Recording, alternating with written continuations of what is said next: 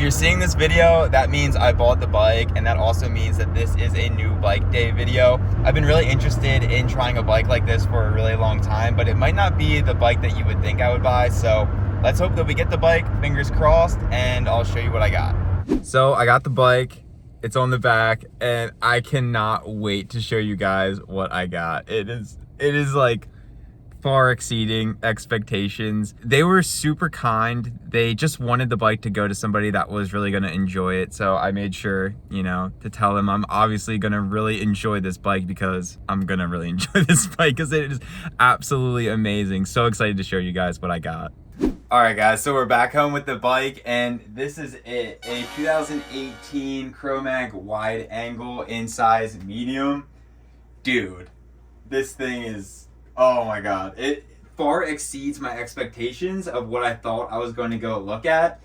The dude who owned this bike before me is an absolute legend and definitely knows ball because all the components on this bike are absolutely stupid. Let's go over what's on this bike and I'll tell you everything that it came with. So I just want to say that the listing didn't have all of the parts sort of itemized out, so I didn't really know what I was looking at other than I knew I was looking at a 2018 medium-sized wide angle. I could see some of the parts in the photos, but the photos were kind of a little bit difficult to see. But of course, when I went to look at it, the first thing that I noticed was it has a Microshift Advent X drivetrain, and I shifted through all the gears and everything shifted really fantastic. Again, the bike looked really good. It was kind of hard to get an idea of what the geo looked like. I had to kind of like do some sleuthing online to find some bikes that were basically the same bike and the same size, so I could kind of get an idea of what the geo was.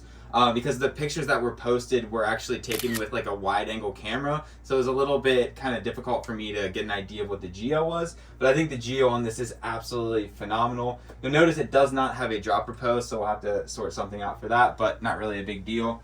But the thing that really caught my eye was that it has a Fox Factory 36 fork on it. Alright, so some of you guys might have been like, yo, what the heck, this is not a Fox Factory fork. And you would be right, this is a Fox Performance Elite fork. It just has a sticker on it that says Fox Factory. So please forgive me, I've always had RockShox forks, so I don't really know the Fox line. So yeah, just to clarify. It's got some pretty like decent parts on it, and then it's got some really nice parts. So up here we got like some Spank Spoon handlebars, pretty mid-range. It's got an Origin 8 stem on it, nothing to really write home about. It's got some SRAM cranks, some pretty basic, a little bit heavier kind of mid-range cranks there, but it's got one-up pedals, which I was really excited to see, so that's super cool. This frame has external cable routing, which I was also really excited about because I absolutely hate having to deal with internal cable routing. If you know, you know. WTB saddle. It's got Cross Kings, which everybody knows I love Cross King tires. These are some beefy boys though. I think these are like 2.6. I didn't even check this out. This is my first time checking out the bike. I waited to check this out with you guys so that you could sort of share in the excitement of this. So again, I only really looked at the bike for 2 minutes in the parking lot. Pretty much bought it sight unseen. But yeah, oh man, I've wanted a Chromag bike for so freaking long. This is just, oh, this is an awesome day. I don't know if you guys can tell, I usually am pretty jubilant in my videos, but man, I'm a little bit one notch above how happy I usually am. So yeah, pretty sick. Oh, so we got Alex wheels, which I've never heard of Alex wheels until now.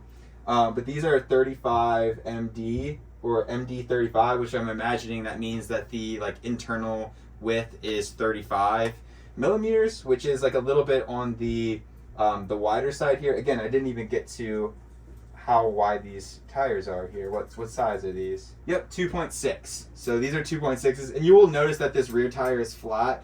The dude selling it said that there was an issue with the valve stem. It might just need a new valve core, so not really a big deal. It looks like it's set up tubeless as well, which is great. Tires seem to be in pretty good condition, so yeah. Frame looks to be in pretty mint condition, and if you don't know, Chromag makes chromoly steel bikes. So this is my first steel mountain bike. I have had I have my 4130 steel gravel bike, but now actually trying out a steel mountain bike, which is super exciting. And unfortunately, I didn't get to take it for a test ride yet, but we'll go for a test ride together so you can get my first impressions. obviously because of the tire. But yeah, I'm really excited to sort out whatever's going on with this valve and take it out for a little spin. I am feeling like a lucky duck today. Alright, so a couple updates on the bike now that it's been about 2 days that I've had it. First of all, I figured out that there was actually nothing wrong with the valve at all. It was just a little bit clogged, so I was able to fill it up with air, no problem. But I did notice a few other things while kind of looking at the bike that I need to address before I can actually take this for a bike ride.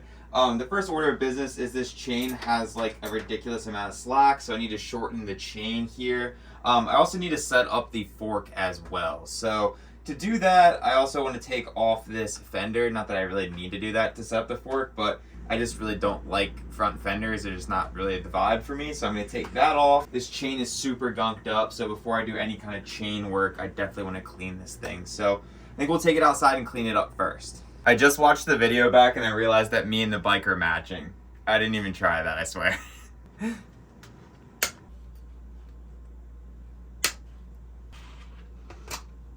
All right, much better. Look how much junk I got off the jockey wheels. All those like little black pieces. Bike's looking super clean. Gotta love it without the fender.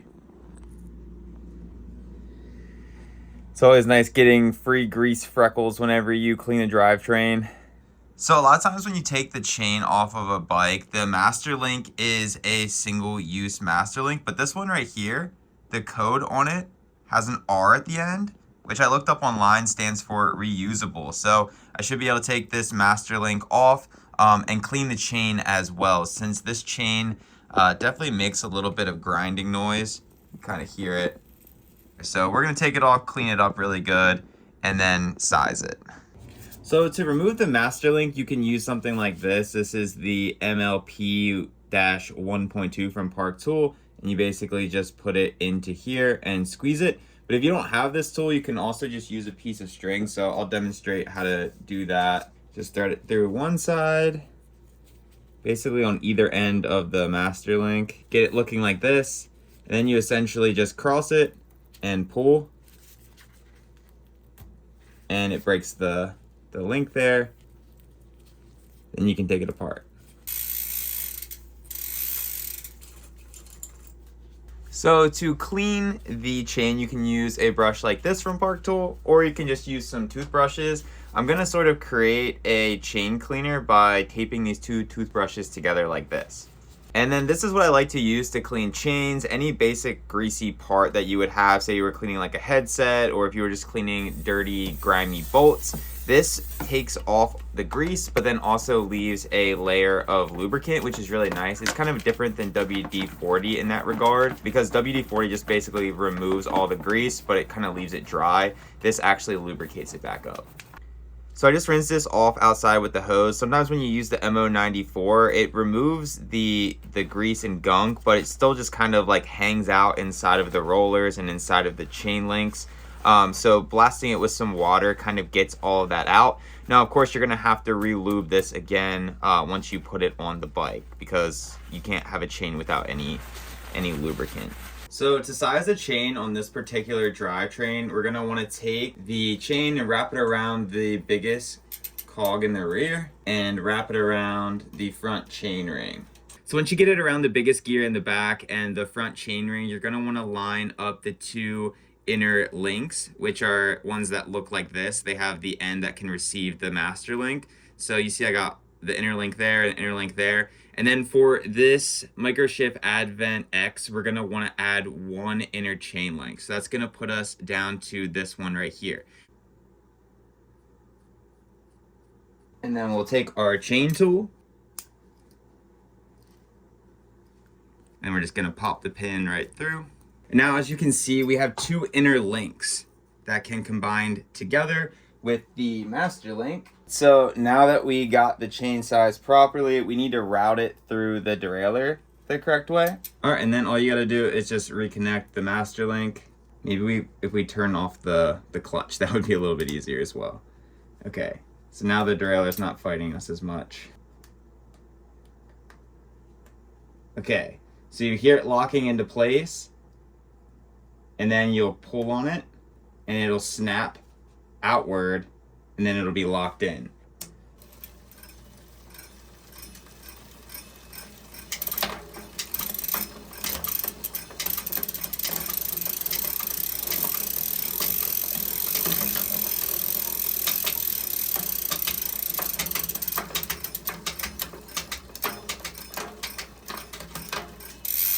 All right, cool. Now we don't have that crazy chain dangling action that we had before. This is the proper amount of chain tension here. So that's cool.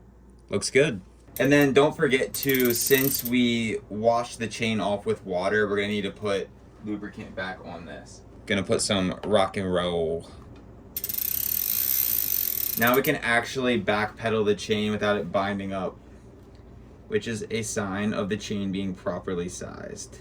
Let me know in the comments, do you hit every individual roller like this when you lube a chain, or you just like go crazy with it and just kind of, you know, put the bottle up there and go brrr? Let me know down in the comments. And then we'll wipe off all the extra grease that's just kind of hanging out. Having a little strawberry hibiscus sparkling water. Cheers. All right, gang, so now it's time to set up the fork. We're gonna go down here and look on the left leg of the fork. That one says DNSS. We're gonna type that in right here. All right, so there you can see the name of the fork, 2019 Performance Elite 36 float 27.5 170. So they must have changed the air spring on this fork, because I measured it and it says 160, which is like the appropriate geometry for this particular bike, the Chromag Wideangle. And then you'll want to go to this second option here, which says manual fork 2019 36. It'll say something different depending on what fork you have. You click on that and it will bring you down to this area that says before you ride. You'll want to scroll down and find your rider weight, and then it will give you a corresponding air pressure to start with. It'll recommend either 15% sag or 20% sag, depending on if you want it more firm or more plush. And then it will also have some sort of baseline rebound adjustments and stuff like that, so you can set up everything sort of how Fox recommends it to, and then you can go play with it on the trail and dial in your own unique settings. All right, so Fox's website suggests that I go for 78 PSI in the air side of the fork. But first we got to do a couple things on the damper side of the fork to get it ready. So we want to make sure that the compression and the rebound are in the fully open position, which also means fully counterclockwise. So this one's fully open. This one has like a little cap on the bottom of it, and it was really tight yesterday when I was trying to get it off. It just unscrews counterclockwise, but it might be too tight. I'm gonna have to get something to try to get that off. All right, so it's pretty stuck on there. I'm gonna use an old piece of tube and this vice grip here to try to get it off. All right, it looks like it was spinning, and it was. So I like how Fox has a little cover for this. The RockShox ones do not.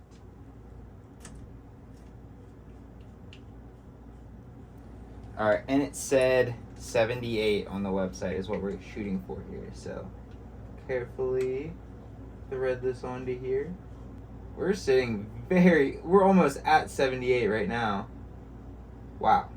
Okay, so the guy who owned the bike before me must have been like the same size guy, which makes sense because the bike fits me. So, yeah, we're not gonna put any air in there at all. That's exactly what we want it to be. It was actually at 80, so that little psst probably put it right to 78. All right, cool. So let's hop on it and try it. See what the sag looks like. Then we'll set that O-ring down, and we'll stand up very carefully and stand on the pedals. All right, and then we're gonna very carefully get off without disturbing the little red ring. All right, and that's where it's at right there. So then we'll just do a little measurement here. All right, so that's 30 millimeters right there. All right, so we're gonna do 100 divided by 160 times 30. 18. So that's right in between. I would probably like this to be a little bit closer to 15, but I really don't care that much. So that's gonna be fine. Alright, so another confusing thing is this says grip 2, which means that this should have 2 adjustments down here at the bottom, high speed and low speed, and same thing up here at the top, but it's just got these singles. So I imagine this is just a grip damper with, again, incorrect stickers, or maybe the body of this was right all along, or this sticker was right all along and they just changed the damper. I don't know, this is sort of a confusing thing. So I'm just gonna set this rebound based off of the grip suggestions that are on Fox's website. So it's suggesting 7 clicks from the fully closed position. So let's close this bad boy all the way up, which is righty-tighty, is all the way closed. Just think of it like you're closing the lid on something. You know, you always go right to close something. So it's an easy way to remember it, because it can be a little confusing, honestly. So we want 7 clicks. So 6 and 7. All right, cool. All right, so now I'm gonna adjust the reach on the brake levers. They kind of pull into my knuckles on both of my hands. So it looks like there's a reach adjustment here. Just gonna open this up a good bit farther. I like mine pretty far out.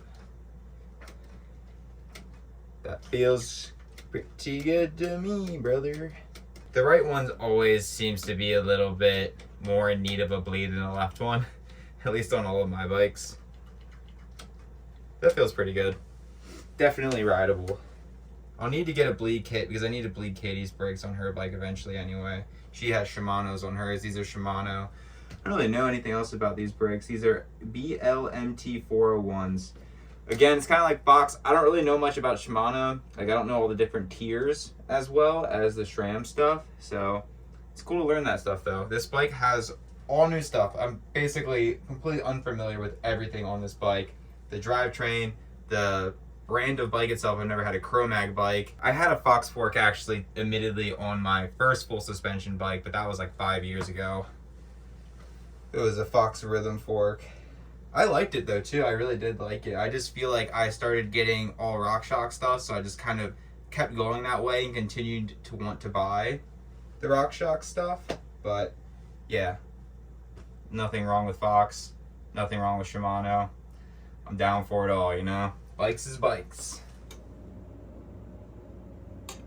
Oh, that looks really good on there. Those blacks match really nice. Okay, one last thing we need to resolve here. This does not have a valve cap, and this has a silver valve cap. So of course we'll have to put a black one on the back here and take that silver one off and put a black one on the front so that it is symmetrical. That just makes me feel better about life. Oh, much better. It's the little things. These bolts are nasty, bro. I got like 4 jillion extra stems, so we're gonna just jack the bolts off of this stem for right now. See if it's the same thread pitch and all that. Should be.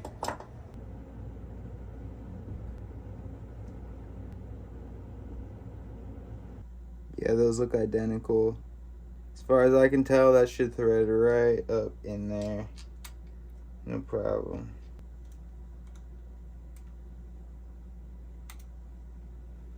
Get just tight enough to hold so the handlebars don't spin, but not so tight that it's putting too much pressure on those bolts, and we can take the other ones out. I would put a different stem on this bike because like I said, I have a bunch of really good stems, but I like the 60 mil rise handlebars, and it's a 31.8 millimeter clamp diameter, and I only have 35 millimeter clamp diameter bars, so I might maybe upgrade the bars to like something different if I don't like these, but I've been liking higher and higher rise bars, and these are the highest rise bars that I've ever had on any bike. So I'm curious to test them out. I've tried, you know, standard rise handlebars like 20, 30 mil rise up to 38, and then I just recently tried 50s on the Chameleon. I've been really liking the higher and higher rise, so that looks so much better without any rusted stuff on here. I wish they were black, but you know, not a big deal. So this right here says 5 Newton meters.